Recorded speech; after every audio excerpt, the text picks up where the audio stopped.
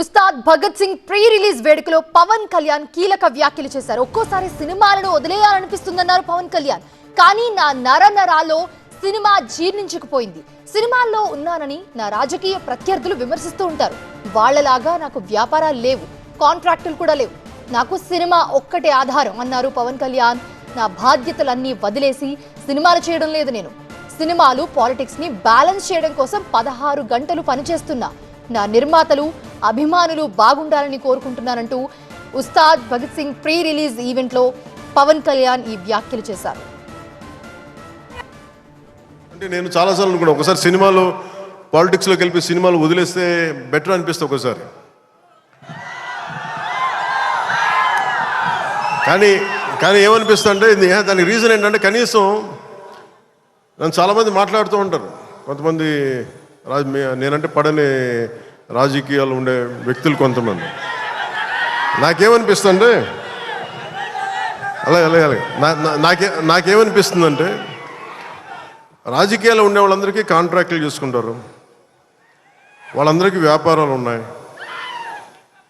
నాకు సినిమా ఉంది, కాకపోతే నేను కూర్చోబెట్టి మొత్తం పనులు అన్నీ వదిలేసి బాధ్యతలు వదిలేసి నేను సినిమాలు చేయట్లా.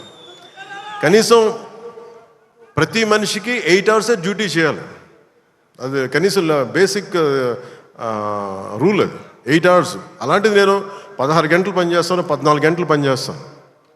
ఒక 3-4 గంటలు ఇలాంటి సమయంలో కుదిరితే అన్నీ కరెక్ట్గా పెట్టుకొని నా సమయాన్ని నిజంగా వాల్యూ దృష్టిని దాని తాలూకు విలువను గుర్తించి సరిగ్గా ప్లాన్ చేసుకుంటే మన ఉస్తాద్ భగత్ సింగ్ లాగా ఎలా ప్లాన్ చేయగలను హరీష్ చూపించారు. అది ఎప్పుడు నేను ఆంధ్రాలో ఉన్నాను, ఎప్పుడు ఇక్కడ ఉన్నాను అర్థమయ్యేది కాదు ఎవరికి. ఎందుకంటే నేను కరెక్ట్గా అక్కడికి వెళ్ళి 8 గంటలు పనిచేసేవాడిని, 9 గంటలు ఉండేవాడిని, ఒకసారి 12 గంటలు ఉండేవాడిని. వచ్చి నైట్ అంతా కూర్చొని 2 దాకా చేసేవాడిని. ఇక్కడ ఎక్కడో మారుమూల నేను పాలిటిక్స్లో ఉన్నాగా నేను ఎప్పుడు సినిమా నా నుంచి తీయలేను. నా గుండెలో ఉండిపోయింది, నరాలు జీర్ణించుకుపోయింది. సినిమాని తీయలేవు.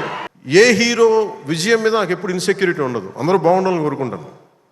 సర్వే జనం సుఖినో బాగుందంటే నేను ఒక్కడే బాగుండాలి, మిగతా వాళ్ళు పోవాలి మనం కాదు, అందరూ బాగుండాలని కోరుకుంటాను. నిర్మాతలు వచ్చినప్పుడు నేను ఒకటే అడుగుతాను, మీరెవ్వరూని దేహి అనకండి దయచేసి. మీరు దేహి అంటూ నాకు మీరు ఎంత కష్టపడి తీస్తారో నాకు తెలుసు.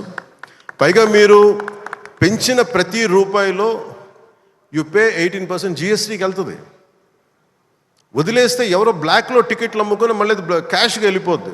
అది గవర్నమెంట్కి రెవెన్యూ కాదు, ఎవరికి. అందుకని చెప్పి దీన్ని బేస్ చేసుకొని నేను ఆంధ్రప్రదేశ్కి ప్రత్యేకించి, అది ప్రభుత్వం NDA ప్రభుత్వం కాబట్టి నేను మనస్ఫూర్తిగా ఇర్రెస్పెక్ట్ ఆఫ్ హీరో, కర్ణాటకలో తెలుగు సినిమా పోస్టర్లు కూడా పడకూడదు అని అన్నా కానీ నేను కాంతారకి ఆ వివక్ష చూపించలేదు.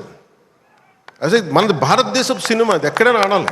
నేను చాలా లో టైంలో ఉన్నప్పుడు భీమ్లా నాయక్ అనే సినిమాకి మీరు నిలబడిన విధానం నేను మర్చిపోలేను. నా అభిమానులకి ఒకసారి అనుకుంటా, నేను మీరు కనుక లేకపోతే పవన్ కళ్యాణ్ అనేవాడు లేడు. మీకు పవన్ కళ్యాణ్ సినిమా చూసినప్పుడు ఎలా ఉండాలి అని కోరుకుంటానంటే, ఎంటర్టైన్మెంట్ ఉండాలి.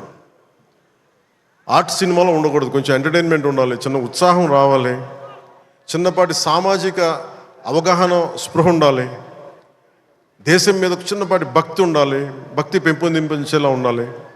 ఇవన్నీ ఒక కలెక్టివ్ థాట్ అన్నీ సరైన కమర్షియల్ మీటర్లో దొరికితే ఎలా ఉంటుందో, ఈ సినిమా హరీష్ శంకర్ నిర్దేశకత్వంలో, ఆయన దర్శకత్వంలో నేను ఏమైతే ఇలా ఉంటే బాగుంటుందని కోరుకుంటానో అవన్నీ చాలా పొందిగ్గా ఒక భగవంతుడికి ఒక మాల్లా కూర్చాడు. ప్రేక్షకులుగా ఆ మాల వేయడానికి సిద్ధంగా ఉన్నాను. హరీష్ శంకర్ దైవభక్తుడిని. నాకు భయం, ఇవన్నీ సినిమాల వరకు మనోడు నెట్టేసి చెప్పించేశాడు. కానీ ఇవన్నీ సినిమాల్లో అంటే ఇలా చెప్పడానికి చాలా భయం వేస్తుంది. అంటే ఈయన రాసింది ఏంటంటే, ఇచ్చి పడేసే గోత్రం, ఇరగదీసే నక్షత్రం అని. అంటే నేను అలా చెప్పలేను. నా నిజ జీవితంలో నేనేం చెప్పగలను? మిమ్మల్ని ప్రేమించే గోత్రం ఉండదు.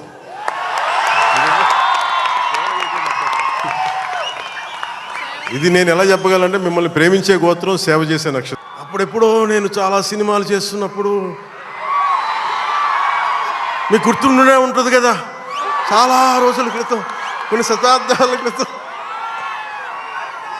ఆ మర్చిపోయిన నా భావనని తిరిగి ఈ సినిమాలో హరీష్ గారు తీసుకొచ్చారు. దాన్ని అది ఇందాక మీకు కనిపించే ఉంటుంది. ఇందాక ట్రైలర్లో కూడా దాని తాలూకు ఆ చిన్నపాటి ఆలాపన అనేది కనిపిస్తుంది.